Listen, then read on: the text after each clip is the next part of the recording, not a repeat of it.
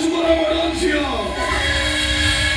ପାଠ ପଢିବାକୁ ସହରକୁ ଆସନ୍ତି ହେଲେ ଟୋକାମାନଙ୍କ ରଙ୍ଗରସରେ ପ୍ରେମରେ ମାତି ଯାଆନ୍ତି।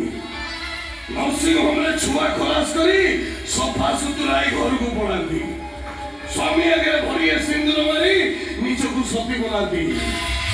ଆଉ ଯୋଉ ଛୁଆଙ୍କୁ ସେ ନର୍ସିଂ ହୋମରେ ଛାଡ଼ି ଯାଆନ୍ତି ସେଇ ଛୁଆ ଗୁଡାକ ମା କ୍ଷୀର ପାଇଁ ଡହଳ ବିକଳ ହୁଅନ୍ତି ଆଉ ଚିତ୍କାର କରନ୍ତି। ଆଉ ସେମାନଙ୍କ ଚିତ୍କାର ଶୁଣି ଏ ଭଗିଆ ଖଟ ଦୁଆରେ ନାଟକରେ